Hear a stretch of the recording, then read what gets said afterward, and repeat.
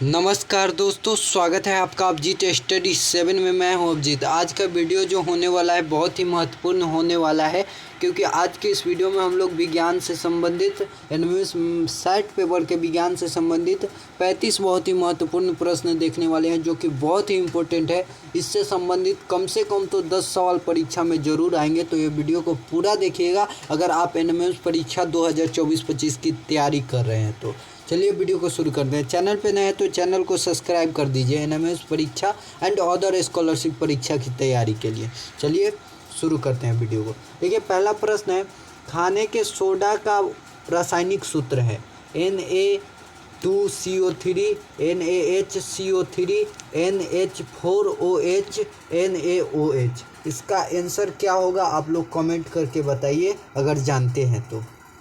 देखिए, इसका जो सही आंसर हो जाएगा ऑप्शन 2 हो जाएगा NaHCO3। खाने के सोडा, जिसे इंग्लिश में कहते हैं बेकिंग सोडा, उसका सूत्र जो होता है NaHCO3 होता है।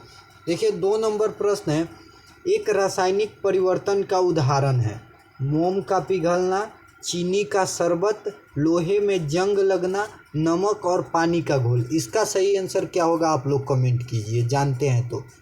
देखिए, इसका जो सही आंसर होगा वो ऑप्शन नंबर 3 हो जाएगा, लोहे में जंग लगना। लोहे में जंग लगना जो है वो क्या है, रासायनिक परिवर्तन है। देखिए, आगे प्रश्न है किसी तत्व। देखिए, नेक्स्ट प्रश्न है, किसी तत्व के समान परमाणु क्रमांक परंतु विभिन्न परमाणु भार वाले परमाणुओं को कहते हैं समस्थानिक, समभारिक, आइसोटोन, समरूपी। इसको क्या कहते हैं आप लोग आंसर जानते हैं तो कमेंट कीजिए। देखिए, इसका जो सही आंसर हो जाएगा वो समस्थानिक हो जाएगा। किसी वस्तु का समान परमाणु क्रमांक हो और विभिन्न परमाणु भार हो तो उसे परमाणुओं को हम क्या कहते हैं, समस्थानिक कहते हैं। देखिए, नेक्स्ट प्रश्न है, जिप्सम अयस्क हैं। ऑप्शन में है आयरन Fe, जिसका उसका जो कैल्शियम, कॉपर, जिंक।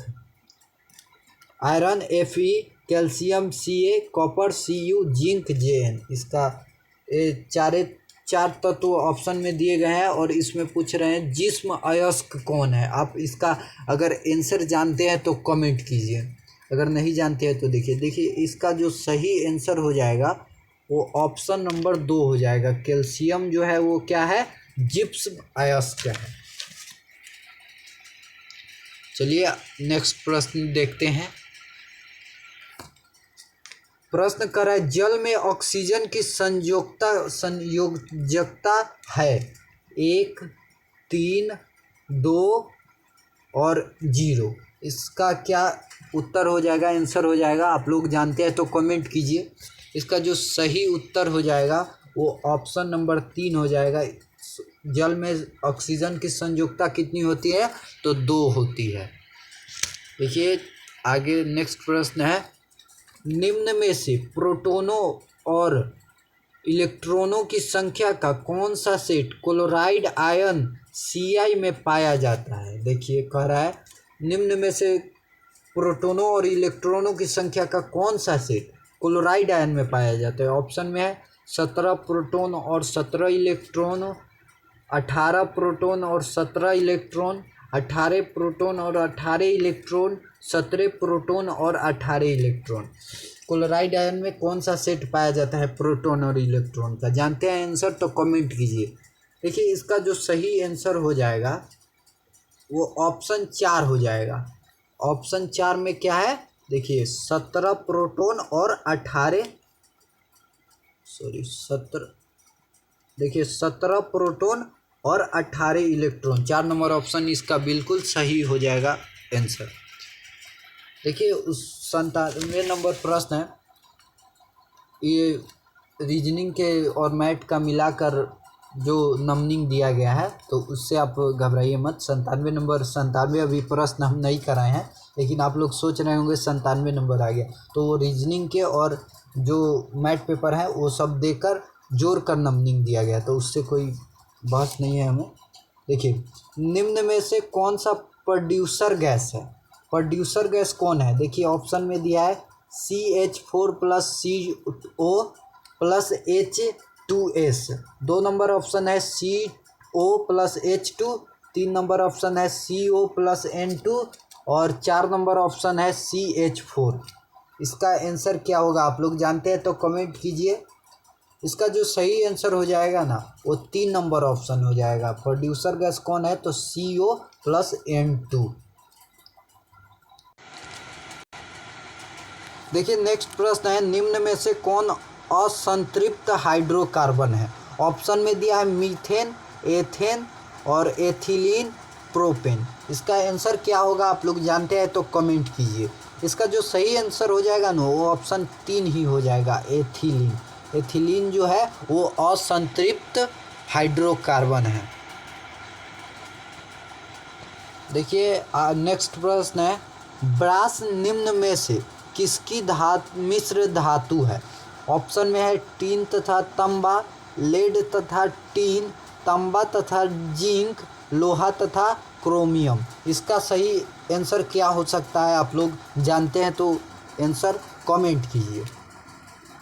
और इससे संबंधित कोई भी आपको समस्या हो तो आंसर कमेंट कीजिएगा, ठीक है? आंसर कमेंट कीजिएगा। अगर कोई समस्या हो तो वो भी कमेंट कीजिएगा। देखिए इसका जो सही आंसर हो जाएगा ना, इसका सही आंसर हो जाएगा ऑप्शन नंबर 3, तांबा और जिंक ब्रास की जो है मिश्र धातु है। देखिए नेक्स्ट प्रश्न है, यदि B1 तथा B2 क्रमशः एक चुंबक के मध्य तथा अंत सिरे पर चुंबकत्व को प्रदर्शित करते हो तो कह रहा है ऑप्शन में B1 B2 से बड़ा होगा, B1 B2 बराबर होंगे, B1 से B2 बराबर होगा, बड़ा होगा, इनमें से कोई नहीं। इसका आंसर क्या होगा आप लोग कमेंट कीजिए जानते हैं तो। इसका सही आंसर ऑप्शन नंबर 3 हो जाएगा, B1 से B2 बड़ा होगा। देखिए नेक्स्ट प्रश्न है, यदि गैस तथा द्रव में ध्वनि का वेग क्रमशः x1 तथा x2 हो तो x1 और x2 बराबर होंगे, x1 x2 से बड़ा होगा, x1 से x2 बड़ा होगा, x1 और x2 दोनों बराबर, x1 बराबर होगा, बड़ा होगा। तो इसका क्या हो जाएगा आंसर? तो आंसर इसका 3 नंबर हो जाएगा, ऑप्शन x1 जो होगा वो x2 से छोटा होगा, x2 x1 से बड़ा होगा। देखिए आगे प्रश्न है, मानव नेत्र का लेंस निम्नलिखित होता है, अभिसारी, अपसारी, आधा अभिसारी तथा आधा अपसारी, इनमें से कोई नहीं। इसका आंसर क्या होगा कमेंट कीजिए, जानते हैं तो इसका आंसर क्या होगा? तो इसका आंसर जो होगा 1 नंबर ऑप्शन हो जाएगा, अभिसारी। मानव नेत्र का जो लेंस होता है वो क्या होता है? अभिसारी होता है। देखिए नेक्स्ट प्रश्न है, निम्नलिखित में से कौन सा मिलान सही है? पंखे के ब्लेड की गति, वृत्तीय गति, मार्च पास्ट करते सिपाहियों की गति, घूर्णन गति, झूलते बच्चों की गति, सरल रेखीय गति, सूर्य के चारों ओर घूमती पृथ्वी की गति, डोलनी गति। इसका सही आंसर क्या हो सकता है कमेंट कीजिए लोग। देखिए इसका सही आंसर जो हो जाएगा ना, पंखे की जो ब्लेड की गति होती है वो क्या होती है? वृत्तीय गति होती है। तो ऑप्शन ए इसका बिल्कुल सही आंसर हो जाएगा। देखिए नेक्स्ट प्रश्न है, ऊष्मीय ऊर्जा का मात्रक है joule metre, degree celsius, kilogram, joule.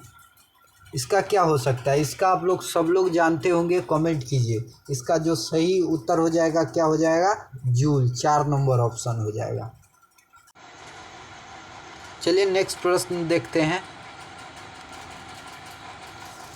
Next प्रश्न कर रहा है, निम्नलिखित में से कौन सा अनवीकरणीय ऊर्जा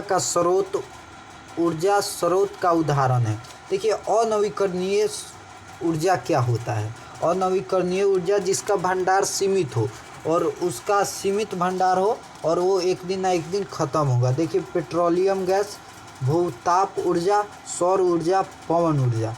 देखिए, जो भूताप ऊर्जा है वो कभी समाप्त नहीं होगा, पवन ऊर्जा भी है वो कभी समाप्त नहीं होगा, सौर ऊर्जा भी है वो कभी समाप्त नहीं होगा। लेकिन पेट्रोलियम गैस जो है, पेट्रोलियम गैस उसका जो भंडार है ना सीमित है, ये ख़त्म हो सकता है, भंडार है वो सीमित है और ये कभी ना कभी ख़त्म होगा ही होगा।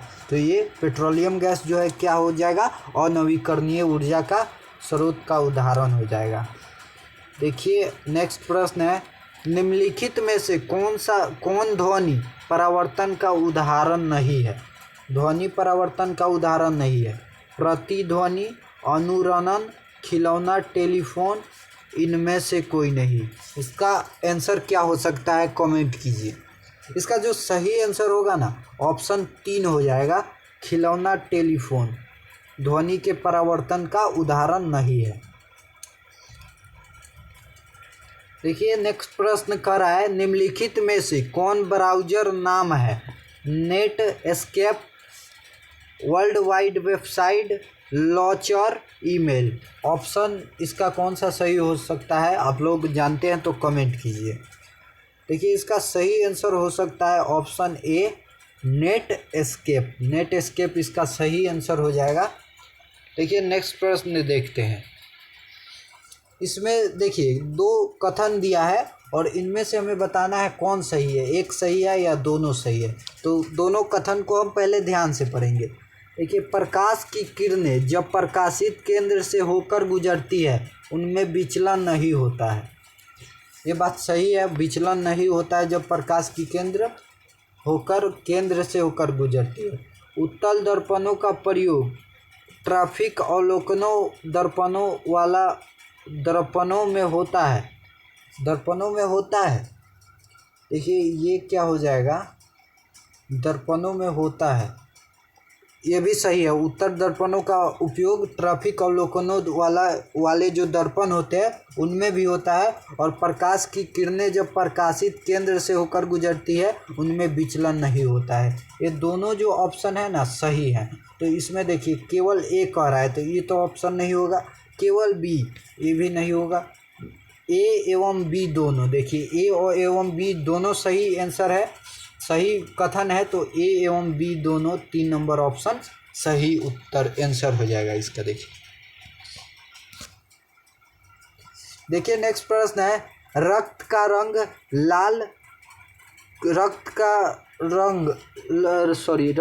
लाल रंग किस वर्णक के कारण होता है? Oxygen, carbon dioxide, platelets, haemoglobin. इसका आंसर आप लोग सब लोग जानते होंगे, जानते हैं तो कमेंट कीजिए। देखिए, इसका जो सही आंसर हो जाएगा हीमोग्लोबिन हो जाएगा। वही अगर पूछे पत्तियां की रंग हरा किसके कारण होती है तो क्या बताएंगे आप? क्लोरोफिल। पत्तियां का रंग हरा किसके कारण होती है? क्लोरोफिल। ये भी प्रश्न पूछे जा सकते हैं तो आप लोग नोट कर लीजिएगा। पत्तियां का रंग हरा किसके कारण होता है? तो क्लोरोफिल के कारण। देखिए नेक्स्ट प्रश्न देखेंगे, मलेरिया रोग उत्पन्न होता है अमीबा द्वारा, पैरामीशियम द्वारा, एंटी अमीबा द्वारा, प्लाज्मोडियम द्वारा। इसका सही आंसर क्या हो सकता है? आप लोग जानते हैं तो कमेंट कीजिए। इसका जो सही आंसर हो जाएगा ना ऑप्शन 4 हो जाएगा, प्लाज्मोडियम द्वारा। देखिए, इसमें नेक्स्ट प्रश्न कर रहा है, सर्वदाता रुधिर वर्ग। सर्वदाता रुधिर वर्ग यानी सभी, कोई भी ब्लड ग्रुप हो उसको खून ये ब्लड ग्रुप दे सकता है। सर्वदाता रुधिर वर्ग किसे कहते हैं? देखिए, ए ब्लड ग्रुप या बी रुधिर वर्ग, ए बी रुधिर वर्ग, ओ रुधिर वर्ग। और इसका आंसर जो हो जाएगा ओ रुधिर वर्ग, 4 नंबर ऑप्शन हो जाएगा। ओ जो है रुधिर वर्ग, वो सभी रुधिर वर्गों को अपना ब्लड दे सकता है, लेकिन वो लेगा तो सिर्फ ओ रुधिर वर्ग का। आप लोगों को समझ में आ गया होगा ये। देखिए नेक्स्ट प्रश्न कर रहा है, केचुए में उत्सर्जी अंग होता है विक, उत्सर्गिका आदिविक मालफिगियन नलिकाएं। इसका आंसर क्या हो सकता है, आप लोग कमेंट कीजिए। देखिए इसका सही आंसर जो हो जाएगा ऑप्शन 2 हो जाएगा, उत्सर्गिका। देखिए नेक्स्ट प्रश्न देखते हैं। चलिए नेक्स्ट प्रश्न कह रहा है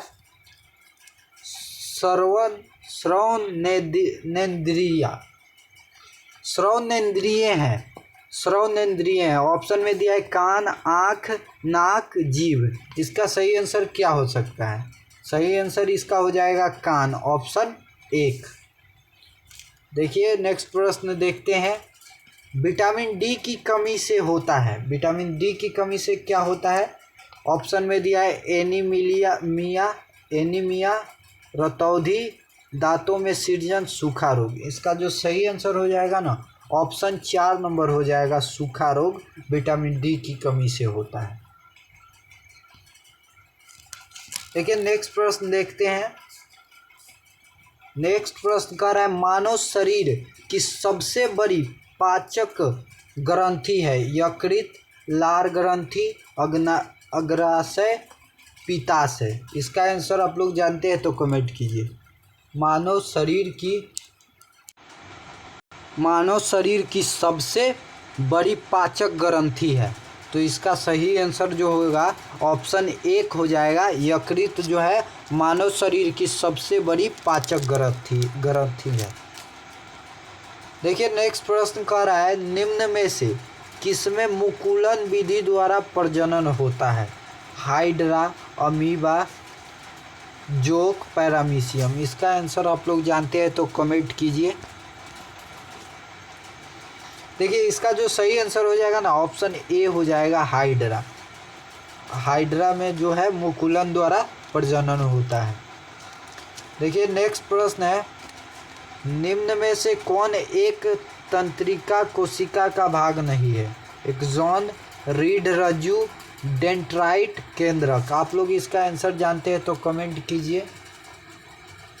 देखिए इसका सही आंसर हो जाएगा ऑप्शन 2, ऑप्शन 2 नंबर इसका सही आंसर हो जाएगा। रीढ़ रज्जु जो है वो तंत्रिका कोशिका का भाग नहीं है। देखिए इसमें पूछ रहा है नागफनी का पौधा है आरोही, उपरिरोही, जलीय, मरुस्थलीय। देखिए मरुस्थलीय जो होगा इसका सही उत्तर हो जाएगा, क्योंकि नागफनी हम बोलते हैं जो कांटे वाले पौधे होते हैं उसको हम नागफनी बोलते हैं, तो वो ज़्यादा हमें मरुस्थलीय जगह पर दिखाई देते हैं। देखिए नेक्स्ट प्रश्न कह रहा है निम्न में से कौन रेशा प्रदान करने वाला पौधा है?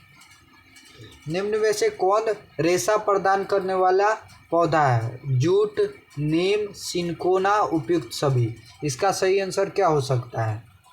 तो इसका सही आंसर ऑप्शन ए हो 1 नंबर ऑप्शन हो जाएगा। जूट जो है वो हमें रेशा प्रदान करता है। देखिए नेक्स्ट प्रश्न है कोशिका का ऊर्जा गृह है रिक्टका, गोल्जी बॉडी, राइबोसोम, माइटोकॉन्ड्रिया। इसका सही आंसर क्या हो सकता है? तो ऑप्शन 4 हो सकता है, हो जाएगा माइटोकॉन्ड्रिया।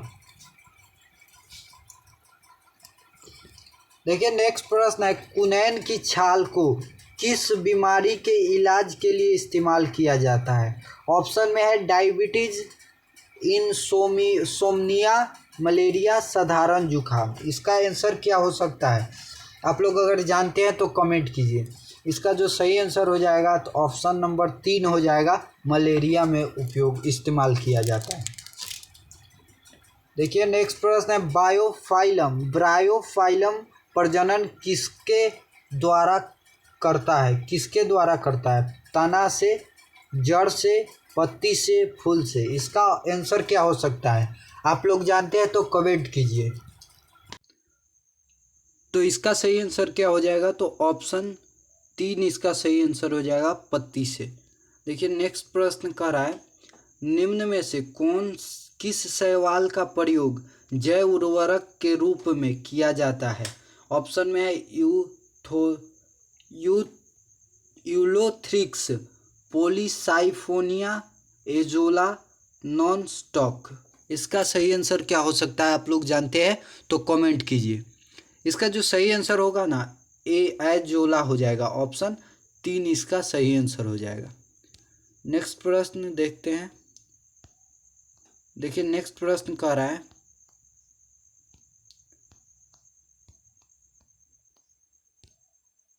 देखिए नेक्स्ट प्रश्न कह रहा है, वो प्रक्रिया जो दुग्ध में स्थित सभी सूक्ष्म कीटाणु को मार देती है या निष्क्रिय